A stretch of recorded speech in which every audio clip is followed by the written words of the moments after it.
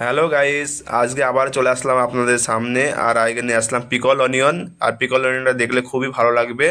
কিভাবে বানাচ্ছি দেখো। তো পিকল অনিয়ন বানানোর জন্য আমি বিটরুট লম্বা লম্বা কাটিয়েছি, ক্যারট কাটিয়েছি, আর কলিফ্লাওয়ার, আর আখা আখা গ্রিন চিল্লি, আর আখা রসুন ঢেলেছি, আর ছোটো ছোটো অনিয়ন ঢেলেছি। তো অনিয়নগুলো ভিতরে রয়েছে, আমি পরে দেখাচ্ছি। আর এইভাবে তোমার কেটে নেবে কাটিংগুলো, আর ভিনেগার পানি বানাবে এইভাবে।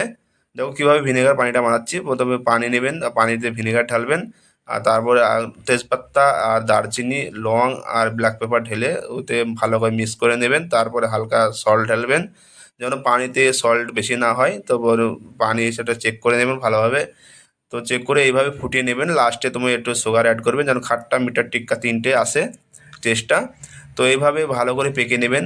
কমসে কম 5 থেকে 10 মিনিট পাকাবেন পানিটা, যেন ফ্লেভারটা, যেন মশলার ফ্লেভারটা পানিতে ভালোভাবে পেকে যায়। তো এইভাবে ভালোভাবে ফুটিয়ে নেবেন। ফুটিয়ে নেওয়ার পরে ওই যে ভেজিটেবলটা আমি কেটেছি ওইটা তুমি ঢেলে দেবেন ওইতে, ভেজিটেবলে। তো দেখো আমি কিভাবে পাকাচ্ছি। তো ভিডিও যদি ভালো লাগে তোমার লাইক শেয়ার কমেন্ট করবেন। আর আমি পানিটা পাকিয়ে গেছে, এবার আমি ঢালবো আমার 70-এ। তবে আমি ঢালছি। আর ঢালার সময় এটা লক্ষ্য করতে হবে যে যেন ভিতরে যে গরম হাওয়াটা বাইরে বার না হয়।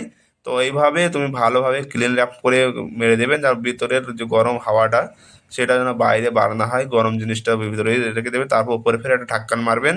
আর ঢাক্কান মারার পরে ফের এবার ক্লিন র্যাপ মারবেন এইভাবে, যেন হাওয়াটা বার না হয়। এইভাবে ঢাক্কান মারতে ক্লিন আপ মেরে তারপর নর্মাল ফ্রিজে রেখে দেবেন, 3 থেকে 4 দিন রেখে দেবেন। তারপরে 4 দিন পরে ঢাক্কান খুলবেন, দেখবেন পিকল অনিয়ন বানিয়ে রেডি হয়ে যাবে ভালো। আর খুবই সুন্দর একটা কালার আসবে। আর যদি ভালো লাগে শেয়ার লাইক কমেন্ট করবেন।